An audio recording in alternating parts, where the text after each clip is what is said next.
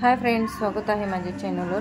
बघू शकता मोड आलेले प्रत्येक आपले धान्य आहेत, सगळे मिक्स मोड आलेल्या धान्याचं मी म्हणजे कडधान्यांचं भाजी, सुकी भाजी करून दाखवलेली आहे। हे छान अशी हे असंच जर आपण वाफवून किंवा भाजून किंवा शिजवून खाल्लं तर खूप छान लागतं।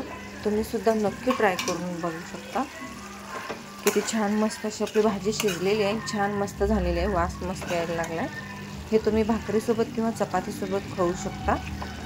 तर बघू शकता तुम्ही हे कसं करायचं, मुलांना ना हेल्दी असताना आपल्या डाएटसाठी सुद्धा खूप चांगलं असतं। जर कोण वेट कमी करणार असेल तर त्यांनी असं हे मिक्स कडधान्य ना भिजवून किंवा बाहेर मिळतंच आपल्याला, ते आणून ना छान भाजून खायचं किंवा छान शिजवून घ्यायचं आणि खायचं, म्हणजे वेट लॉससाठी पण खूप छान आहे। बघू चला आता आपण सुरुवात करूया रेसिपीला। कढीपत्ता घेतलाय, कोथिंबीर घेतलाय आणि अर्धा टोमॅटो आणि एक कांदा कट करून घेतलेला आहे। आणि इथं बघू शकता लाल शिमला मिरची पावडर, जिरे, मोहरी, गरम मसाला, हळद आणि मीठ घेतलेलं आहे। आणि इथं भाजी फोडणीसाठी मी कढई घेतलेली आहे बघा। आणि ते सगळं धान्य आपल्याला तव्यामध्ये व्यवस्थित भाजून घ्यायचं आहे। बघू शकता असं भाकरीचा तवा असतो ना, त्यामध्ये भाजून घ्यायचं, छान भाजलं जातं व्यवस्थित। कढईमध्ये व्यवस्थित भाजलं जात नाही ते, बघू शकता।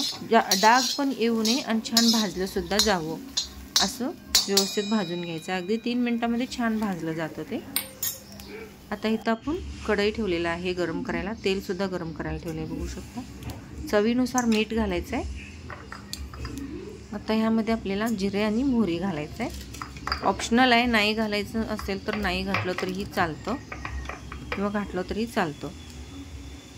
बघू शकता आता ह्यामध्ये आपल्याला कांदा आणि कढीपत्ता घालायचा आहे, जो आपण कट करून घेतलेला आहे।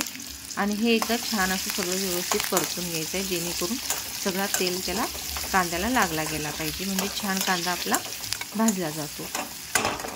सारखा कांदा भाजायचा नाही, म्हणजे परतायचं नाही। आता ह्यामध्ये टोमॅटो घालायचा आपल्याला, कांदा छान भाजलेला आहे, हे एकदा परतून घ्यायचं। जर कोण चॅनलला नवीन असेल तर लाईक, शेअर आणि सबस्क्राईब करून घ्या। अशाच छान मस्त रेसिपी तुम्हाला चॅनलवर पाहायला मिळतील, बघू शकता।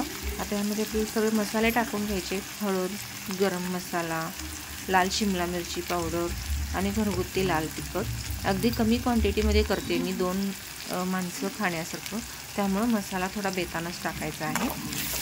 जर जास्त माणसं असतील घरामध्ये तर तुम्ही क्वांटिटी वाढवू शकता मसाल्यांची किंवा जी आपण भाजी करणार आहे त्या भाजीची। आता हे छान असं मस्त परतून घ्यायचं आहे, जेणेकरून तेल लागलं गेलं पाहिजे मसाल्यांना आणि छान एकदम ते भाजलं गेलं पाहिजे। आता बघा इथं मी गरम पाणी घालून ठेवलेलं आहे कडधान्यामध्ये, म्हणजे जे आपल्याला मोड आलेली सगळी धान्य आहेत त्यामध्ये। आता ह्याला 5 मिनिटं छान वाफवून घ्यायचं आहे, मस्त असं शिजवून घ्यायचं आपल्याला 5 मिनिटं, बघू शकता। आता इथे छान मस्त शिजलेला आहे, भाजी आपली तयार आहे। आता जास्त शिजवायची गरज नाही आहे, कारण भाजी आपली पूर्णपणे तयार झालेली आहे। तर बघू शकता तुम्ही किती मस्त आपली भाजी तयार झालेली आहे, वास पण मस्त यायला लागला आहे। असंच जर तुम्ही तिखट कमी टाकायचं, असंच जरी तुम्ही चमच्यानं खाल्लात तरी चालतं, खूप छान लागतं आणि टेस्ट येतं। ह्यावर फक्त लिंबू पिळायचं आणि खायचं, डाएटसाठी सुद्धा छान आहे आणि रोजच्या जेवणामध्ये आहारामध्ये सुद्धा खूप छान आहे। पूर्ण व्हिडिओ बघितल्याबद्दल थँक्यू मनापासून।